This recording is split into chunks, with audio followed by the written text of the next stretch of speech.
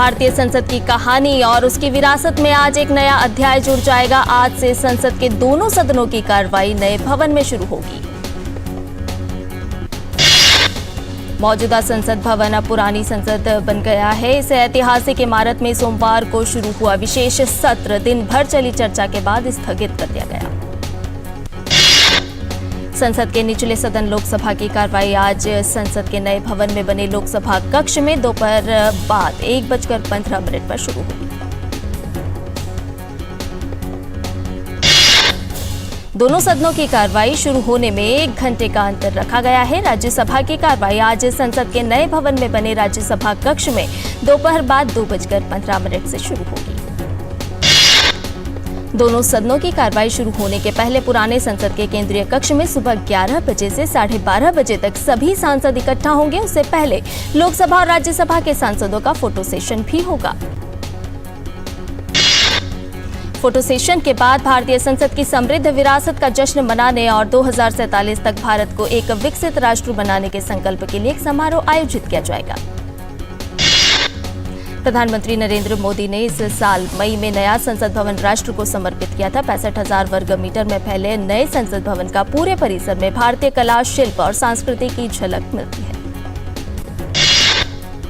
नया लोकसभा कक्ष पिछली लोकसभा से 3 गुना बड़ा है और इसमें 888 सदस्यों के बैठने के लिए पर्याप्त जगह है। लोकसभा के बगल में ही राज्यसभा कक्ष है जिसमें 384 सदस्यों के बैठने की क्षमता है। यह नया भवन पर्यावरण अनुकूल है और इसे हरित भवनों के लिए प्लैटिनम रेटिंग प्राप्त हुई है। लोकसभा अध्यक्ष ओम बिरला ने उम्मीद जताई कि सभी सदस्य नई आशा और उम्मीद के साथ नए संसद भवन में प्रवेश करेंगे। उन्होंने विश्वास जताया कि नई इमारत में भारत का लोकतंत्र नई ऊंचाइयां हासिल करेगा। विशेष सत्र के पहले दिन प्रधानमंत्री नरेंद्र मोदी ने पुराने संसद भवन में अपनी आखिरी भाषण दिया। इस दौरान उन्होंने पूर्व पीएम पंडित जवाहरलाल नेहरू से लेकर मनमोहन सिंह तक का जिक्र किया। संसद के दोनों सदनों को नए भवन में ले जाए जाने पर प्रधानमंत्री नरेंद्र मोदी ने कहा कि पुराने संसद भवन को विदाई देना बहुत भावुक क्षण है। उन्होंने कहा कि पुरानी इमारत आने वाली पीढ़ी को प्रेरणा देती रहेगी। संसद में विपक्ष के तमाम सदस्यों ने भी कहा कि पुरानी संसद से विदाई भावुक करने वाला पल है। सभी ने भरोसा जताया कि नई संसद में नई उम्मीदों के साथ कामकाज होगा। प्रधानमंत्री नरेंद्र मोदी ने संसद के विशेष सत्र के पहले दिन कैबिनेट की बैठक बुलाई। रक्षा मंत्री राजनाथ सिंह, गृह मंत्री अमित शाह, वित्त मंत्री निर्मला सीतारमण, विदेश मंत्री एस जयशंकर, सड़क परिवहन और राजमार्ग मंत्री नितिन गडकरी सहित अन्य कैबिनेट मंत्री बैठक में शामिल हुए। सभापति जगदीप धनखड़ ने 8 पीठासीन सदस्यों की सूची जारी की जिसमें 50% स्थान महिला सांसदों को दिया गया है। इनमें बीजेपी से कांता कर्दम, सुमित्रा वाल्मीकि और चंद्र प्रभा और बीजेडी की ममता मोहंता शामिल हैं। भारत के सूर्य मिशन आदित्य L1 अब अंतरिक्ष यान उस स्थान पर पहुंच गया है जहां से ये सूर्य के L1 पॉइंट की ओर जाएगा। यान को 110 दिनों के बाद एक प्रक्रिया के माध्यम से L1 के आसपास की कक्षा में स्थापित किया जाएगा। इसरो के अनुसार यह लगातार 5वीं बार है जब वैज्ञानिकों ने किसी ऑब्जेक्ट को अंतरिक्ष में किसी खास स्थान की ओर सफलतापूर्वक स्थानांतरित किया है। अपनी सफलता से इसरो में बेहद खुशी का माहौल है। भारत के पहले सूर्य मिशन के रूप में अंतरिक्ष में भेजे गए आदित्य L1 स्पेसक्राफ्ट ने वैज्ञानिक आंकड़े जुटाना शुरू कर दिए हैं। इसरो ने अपने आदित्य L1 मिशन को लेकर यह जानकारी सामने रखी है। इसरो ने कहा है कि स्टेप्स उपकरण के सेंसर ने पृथ्वी से 50,000 किलोमीटर से अधिक दूरी से ही सुपर थर्मल और एनर्जेटिक आयन और इलेक्ट्रॉन को मापना शुरू कर दिया है। आदित्य L1 जो डेटा जुटा रहा है वो वैज्ञानिकों को पृथ्वी के आसपास के कणों के व्यवहार का विश्लेषण करने में मदद करता है। आदित्य L1 मिशन सूर्य के अध्ययन के लिए 2 सितंबर को लॉन्च किया गया था। आज देश भर में गणेश चतुर्थी पूरे धूमधाम से मनाई जा रही है। अगले 10 दिन तक इसकी रौनक छाई रहेगी। आज मुंबई के सिद्धिविनायक मंदिर में विशेष आरती की गई। पूरे देश में गणेश उत्सव का उल्लास रहता है। बप्पा की मूर्ति कहीं इको फ्रेंडली है तो कहीं पंडाल में चंद्रयान 3 की सफलता की छाप देखी जा रही है। गणपति बप्पा के स्वागत में बेंगलुरु के श्री सत्य गणपति मंदिर गणेश चतुर्थी के पंडाल को भव्य तरीके से सजाया गया है। पंडाल की सजावट में 65 लाख रुपए के करेंसी के रंग बिरंगे नोटों को लगाया गया है। मुंबई के खेतवाड़ी में महाराष्ट्र की सबसे बड़ी 45 फुट की गणेश प्रतिमा बनाई गई है। इसकी ऊंचाई 45 फुट है। हर साल हम प्रतिमा की ऊंचाई बढ़ाते हैं। महाराष्ट्र में सबसे ऊंची प्रतिमा बनाई है। पुरी के समुद्र तट पर मशहूर सैंड आर्टिस्ट सुदर्शन पटनायक ने गणेश चतुर्थी पर विश्व शांति के संदेश के साथ स्टील के कटोरों से भगवान गणेश की रेत की कलाकृति बनाई है। राष्ट्रपति द्रौपदी मुर्मू ने कहा है कि ये त्योहार उत्साह और खुशी का त्योहार है जो मिलकर काम करने का संदेश देता है और जीवन में विनम्र रहने और समाज में सद्भाव और भाईचारे को बढ़ावा देने की प्रेरणा भी देता है। प्रधानमंत्री नरेंद्र मोदी ने गणेश उत्सव की शुभकामनाएं दी हैं। सोशल मीडिया के जरिए उन्होंने कामना की है कि त्योहार सबके जीवन में सौभाग्य, सफलता और संपन्नता लेकर आए। कर्नाटक के होयसला के समूह को यूनेस्को की विश्व विरासत सूची में जगह दी गई है। होयसला के समूह में कर्नाटक के बेलूर हेलीबीड और सोमनाथपुरा के होयसला मंदिर शामिल है। सुप्रीम कोर्ट ने महाराष्ट्र विधानसभा के अध्यक्ष को निर्देश दिया है कि वे कुछ सदस्यों के अयोग्यता संबंधी याचिकाओं पर फैसला लेने की अवधि 1 सप्ताह के भीतर तय करें। महाराष्ट्र के मुख्यमंत्री एकनाथ शिंदे और कुछ शिवसेना विधायकों के खिलाफ दायर याचिकाओं के मामले में सुप्रीम कोर्ट ने कहा कि अध्यक्ष को सर्वोच्च न्यायालय की गरिमा का सम्मान और उसके फैसले का पालन करना होगा। सुप्रीम कोर्ट ने झारखंड के मुख्यमंत्री हेमंत सोरेन की याचिका सुनने से ये कहकर मना कर दिया है कि वो पहले हाई कोर्ट जाएं। Hemant Soren money laundering case में ईडी के समन के खिलाफ सुप्रीम कोर्ट पहुंचे थे। हिमाचल प्रदेश के मुख्यमंत्री ने कांग्रेस कार्य समिति को इस बात के लिए धन्यवाद दिया कि उन्होंने एक प्रस्ताव पारित करके केंद्र सरकार से अनुरोध किया है कि हिमाचल प्रदेश की आपदा को राष्ट्रीय आपदा घोषित किया जाए। केरल के कोझिकोड में लगातार तीसरे दिन निपाह वायरस से कोई भी व्यक्ति संक्रमित नहीं पाया गया। सभी 11 नमूनों की जांच में आज संक्रमण का कोई भी मामला नहीं आया। फिलहाल निपाह वायरस से संक्रमित 3 मरीजों की हालत स्थिर है, जबकि संक्रमित हुआ 9 वर्ष का बच्चा अब भी ऑक्सीजन सपोर्ट पर है। केरल की स्वास्थ्य मंत्री वीना जॉर्ज ने कहा कि कुछ स्थानों पर प्रतिबंध में ढील दी जाएगी, जहां इस महीने की 13 तारीखों को प्रतिबंधित क्षेत्र घोषित किए गए थे। मौसम विभाग ने गुजरात के कच्छ और सौराष्ट्र क्षेत्रों में आज भी तेज बारिश जारी रहने का अनुमान व्यक्त किया है। पंचमहल, दाहोद, खेड़ा, अरावली, महिसागर, बनासकांठा और साबरकांठा जिलों में आज रेड अलर्ट भी जारी किया गया है। उप हिमालयी पश्चिम बंगाल और सिक्किम में कल और झारखंड में शुक्रवार को कई स्थानों पर तेज बारिश हो सकती है। दक्षिण भारत में हल्की से मध्यम वर्षा का अनुमान है। ओडिशा के तटीय इलाकों में भी भारी बारिश का अलर्ट है। इसके मद्देनजर प्रशासन ने पहले से जरूरी इंतजाम करने के निर्देश दिए हैं। दिल्ली में आज भी दिन भर बादल छाए रह सकते हैं। हालांकि दिल्ली और एनसीआर के इलाकों में कभी उमस भरी गर्मी तो कभी ठंडी हवा के झोंके महसूस हो रहे हैं। सूचना प्रसारण मंत्रालय के सचिव अपूर्व चंद्र ने भारत की G20 अध्यक्षता पर पीपुल्स G20 नामक ई पुस्तक का अनावरण किया। इसमें भारत की G20 अध्यक्षता का संपूर्ण वर्णन है। संयुक्त राष्ट्र के 193 सदस्य देशों ने रुके हुए सतत विकास लक्ष्यों SDG के क्रियान्वयन के लिए एक घोषणा पत्र स्वीकार किया है। संयुक्त राष्ट्र महासचिव एंटोनियो गुटेरेस ने विश्व नेताओं से 2030 तक गरीबी समाप्त करने के सतत विकास लक्ष्य को वापस पटरी पर लाने का आह्वान किया। अमेरिका की नेवी का फाइटर जेट F-35 दुर्घटना के बाद अचानक लापता हो गया है। कारणों का भी पता नहीं चला है। अमेरिकी अधिकारी फाइटर जेट की तलाश में जुटे हुए हैं। 17 सितंबर को कैरोलिना में F-35 को उड़ा रहे पायलट को दुर्घटना के बाद विमान से इमरजेंसी के जरिए बाहर निकाल लिया गया। विमान खोजने के लिए जनता से अपील की गई है। लीबिया में भयंकर बाढ़ के बाद त्रासदी से उबरने के प्रयासों से लोग नाखुश हैं। लोगों ने अल सहाबा मस्जिद के बाहर इकट्ठा होकर सरकार के खिलाफ प्रदर्शन किया। लीबिया में लोगों ने बाढ़ में मारे गए लोगों की मौत के लिए सरकार को जिम्मेदार ठहराया। डेर्ना शहर के पास बांध टूटने से हजारों लोगों की मौत हो गई थी। इजरायल के प्रधानमंत्री बेंजामिन नेतन्याहू को अमेरिका दौरे पर विरोध का सामना करना पड़ा। नेतन्याहू के खिलाफ रैली का आयोजन करके लोगों ने अपना विरोध दर्ज कराया। नेतन्याहू पर लोगों ने लोकतंत्र के साथ खिलवाड़ का आरोप लगाया और कहा कि नेतन्याहू इजरायली कानून को व्यक्तिगत लाभ के लिए प्रभावित करने की कोशिश कर रहे हैं। युद्ध शुरू होने के बाद पहली बार यूक्रेन के राष्ट्रपति संयुक्त राष्ट्र महासभा के वार्षिक आम बैठक में शामिल होने के लिए सोमवार को न्यूयॉर्क पहुंचे। न्यूयॉर्क में जेलेंस्की एयरपोर्ट से सीधे स्टेनन आइलैंड अस्पताल गए, जहां युद्ध में गंभीर रूप से घायल यूक्रेनी सैनिकों की इलाज चल रहा है। जेलेंस्की यहां बाइडेन से मुलाकात करेंगे। पेरू में एक सड़क हादसे में 24 लोगों की मौत हो गई है। हुआन कैवेलिका में यात्रियों से भरी बस हादसे का शिकार हुई, 35 लोग घायल भी हुए हैं। यूक्रेन में भ्रष्टाचार मामले में रक्षा मंत्री ओलेक्सी रेजनिकोव को हटाए जाने के 2 हफ्ते बाद 6 उप रक्षा मंत्रियों को हटा दिया गया।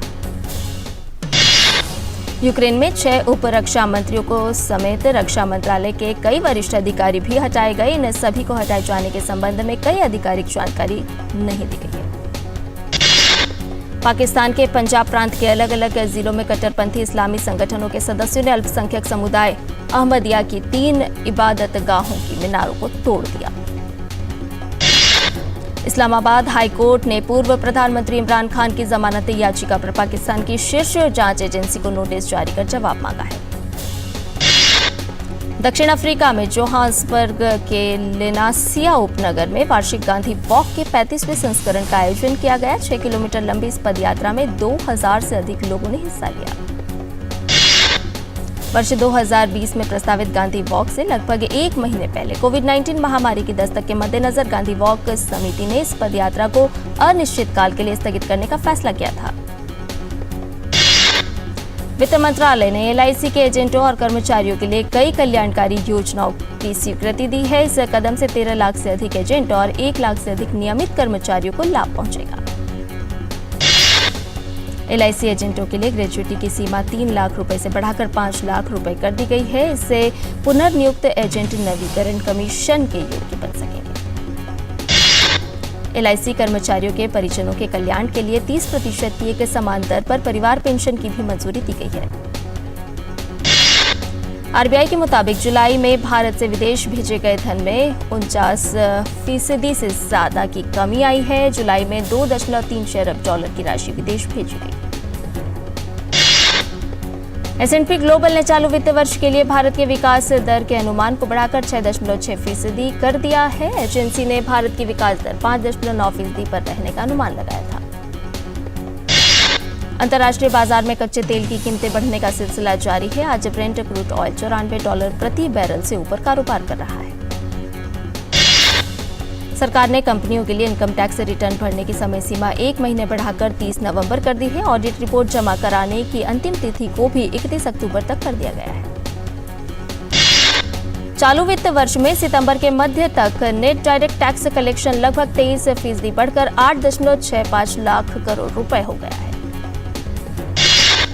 SBI ने नॉन रेसिडेंट ऑफ इंडिया यानी अनिवासी भारतीयों के लिए बचत और चालू खाते खोलने के लिए डिजिटल सुविधा शुरू की है। नई दिल्ली में आज वित्त मंत्री निर्मला सीतारमण और कृषि मंत्री नरेंद्र सिंह तोमर किसान क्रेडिट कार्ड यानी कि KCC के तहत सब्सिडी वाला ऋण प्राप्त करने में मदद करने के लिए किसान ऋण पोर्टल का उद्घाटन करेंगे।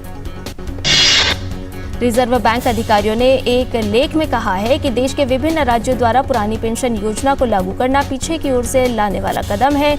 इससे मध्यम से दीर्घावधि में राज्यों की वित्तीय स्थिति अस्थिर हो सकती है। रचित सोलंकी, सोमनाथ शर्मा, RK सिन्हा, SR बेहरा और अत्रि मुखर्जी के लेख में कहा गया है कि पुरानी पेंशन योजना यानी कि OPS के मामले में कुल वित्तीय बोझ नई पेंशन योजना NPS का 4.5 गुना तक हो सकता है। ताइवान की इलेक्ट्रॉनिक्स कंपनी फॉक्सकॉन ने अगले साल तक भारत में निवेश को दोगुना करने का लक्ष्य रखा है। फॉक्सकॉन के मुताबिक उसका भारतीय व्यवसाय $10 अरब को पार कर चुका है। दिल्ली में राष्ट्रीय कंपनी विधि न्यायीकरण NCLT ने कर्जदाता डॉयचे बैंक की अर्जी मंजूरी करते हुए ओवरनाइट एक्सप्रेस के परिसमापन का आदेश दिया है। डॉयचे बैंक ने कर्ज में डूबी कंपनी ओवरनाइट एक्सप्रेस के निलंबित निदेशक मंडल के एक सदस्य की तरफ से पेश कर्ज समाधान प्रस्ताव का विरोध किया था। नायका की मूल कंपनी FSN ई-कॉमर्स वेंचर्स की CEO फाल्गुनी नायर ने 2030 तक भारत के दुनिया का तीसरा बड़ा उपभोक्ता बाजार बनने की संभावना जताई है। फाल्गुनी नायर ने कंपनी की सालाना आम सभा में भारतीय अर्थव्यवस्था के साथ अपने कारोबार की तेजी से बढ़ती संभावना का उल्लेख किया। भारत की प्रमुख निजी एयरलाइन विस्तारा 1 नवंबर से काठमांडू, दिल्ली, हांगकांग की 2 तरफा उड़ान सेवा शुरू करेगी। विस्तारा ने 1 नवंबर से हांगकांग को अपने वैश्विक उड़ान नेटवर्क में जोड़ा है। ऑस्ट्रेलिया के खिलाफ होने वाली वनडे सीरीज के लिए कप्तान रोहित शर्मा, हार्दिक पांड्या और विराट कोहली को पहले 2 एक-दिवसीय मुकाबले के लिए आराम दिया गया है। पहले 2 मैच में केएल राहुल कप्तान और रविंद्र जडेजा उप कप्तान होंगे। तीसरे वनडे में रोहित शर्मा, हार्दिक पांड्या और विराट कोहली की टीम में वापसी हुई है। हालांकि रविचंद्रन अश्विन तीनों वनडे मैचों के लिए टीम का हिस्सा है। भारतीय पुरुष हॉकी टीम ताजा रैंकिंग में तीसरे स्थान पर पहुंच गई। भारत मई 2022 में शीर्ष 3 से बाहर हो गया था। महिला रैंकिंग में भारतीय हॉकी टीम को 1 स्थान का फायदा हुआ है। रैंकिंग में भारत 1 पायदान चढ़कर 7वें स्थान पर पहुंच गया है। दक्षिण अफ्रीका के तेज गेंदबाज एनरिच नॉर्किया और सिसांडा मगाला का भारत में होने वाले विश्व कप में खेलना संदिग्ध लग रहा है। उनका फिटनेस टेस्ट इस सप्ताह किया जाएगा। बाएं हाथ में फ्रैक्चर के कारण ऑस्ट्रेलियाई बल्लेबाज ट्रेविस हेड का विश्व कप के शुरुआती मुकाबले में खेलना मुश्किल लग रहा है। ऐसे में मार्नस लाबुशेन के लिए वापसी के रास्ते खुल गए हैं। पूर्व कप्तान कपिल देव ने एशिया कप जीतने पर भारतीय टीम की तारीफ की है। इस जीत के बाद उन्हें लगता है कि टीम इंडिया अब विश्व कप जीतने के लिए तैयार है। ऋषभ पंत भले ही आगामी विश्व कप में खेलने के लिए फिट नहीं है, लेकिन एडम गिलक्रिस्ट का मानना है कि इस विकेटकीपर बल्लेबाज ने पिछले 6 वर्षों में अपनी अमिट छाप छोड़ी है। प्रीमियर लीग में देर रात खेले गए एक मुकाबले में नॉटिंघम फॉरेस्ट ने बर्नले के खिलाफ ड्रॉ खेला। कैलम हेडसन ने नॉटिंघम फॉरेस्ट में अपने पदार्पण मैच में शानदार गोल कर अपनी टीम को बराबरी दिलाते हुए मैच को ड्रॉ करा दिया। मैच में स्कोर की शुरुआत बर्नले की ओर से हुई। 41वें मिनट में मोहम्मद जेकी एम जोना ने फासर के पास पर गोल कर अपनी टीम को बढ़त दिलाई। इस ड्रॉ के बाद अंक तालिका में नॉटिंघम फॉरेस्ट 8वें पायदान पर बना हुआ है। बर्नले को प्रीमियर लीग में कठिन वापसी का सामना करना पड़ा है। यहां तक कि बॉस विंसेंट कंपनी भी स्वीकार करते हैं कि उन्हें जटिलताओं का आदी होना पड़ रहा है। स्पेन के खिलाड़ियों ने दोहराया है कि नवीनतम टीम में बुलाए जाने के बावजूद वे महिलाओं की राष्ट्रीय टीम का बहिष्कार कर रहे हैं। स्पेनिश एफए बॉस लुइस रूबियल्स द्वारा फॉरवर्ड जेनी हॉर्मोसो के साथ अस्वीकार्य व्यवहार के बाद 81 खिलाड़ियों के एक समूह ने ये टीम का बहिष्कार किया था।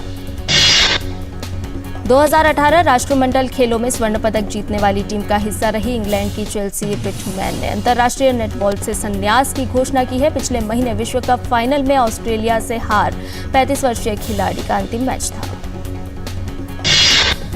पेप गार्डियोला का कहना है कि मैनचेस्टर सिटी ने केवल एक चैंपियंस लीग जीतकर कुछ खास नहीं किया है। गौरतलब है कि पिछले सीजन में प्रीमियर लीग और एफए कप जीतने के बाद सिटी टेबल पूरा करने वाली दूसरी अंग्रेजी टीम बनी थी।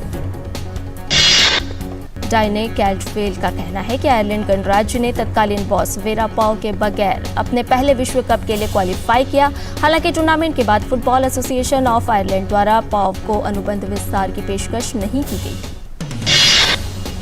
फिल्म जवान रिलीज होने के बाद एक फैन का वीडियो काफी वायरल हो रहा है। इस वीडियो में एक बच्ची जवान के गाने पर थिरक रही है। वीडियो को खुद शाहरुख खान ने ट्विटर पर शेयर किया है। आशिकी का तीसरा भाग जल्द ही आने वाला है। फिल्म में बॉलीवुड के rising superstar Kartik Aaryan lead role में होंगे। फिल्म का पहला गाना इंटरनेट पर एक लीक हो गया है। बॉलीवुड एक्ट्रेस परिणीति चोपड़ा और पॉलिटिकल लीडर राघव चड्ढा 24 सितंबर को उदयपुर में शादी करने वाले हैं। उनकी ग्रैंड डेस्टिनेशन वेडिंग से पहले कुछ रस्में दिल्ली में होने की उम्मीद है। फुकरे 3 के मैकर्स ने फिल्म का एक नया प्रोमो जारी किया है, जिसमें ऋचा चड्ढा, वरुण शर्मा और पंकज त्रिपाठी सहित इसके सभी मुख्य किरदार शामिल हैं। सुहाना खान अपनी पहली फिल्म द आर्चीज के रिलीज होने से कुछ हफ्ते पहले छुट्टियों पर निकल गई है। तस्वीरों में सुहाना को चिल करते देखा जा सकता है। स्टार किड ने अपने इंस्टाग्राम हैंडल पर यह फोटो शेयर की है। एक्ट्रेस तब्बू की प्रमुख भूमिका वाली फिल्म खुफिया का ट्रेलर रिलीज हो गया है। यह फिल्म पूर्व रॉ के यूनिट चीफ अमर भूषण की लिखी किताब एस्केप टू नोवेयर पर बेस्ड है। साउथ एक्ट्रेस नयनतारा की नई फिल्म मन्नागट्टी सेन से 1960 का पहला मोशन पोस्टर रिलीज हुआ है। फिल्म का निर्माण जल्द ही शुरू होगा।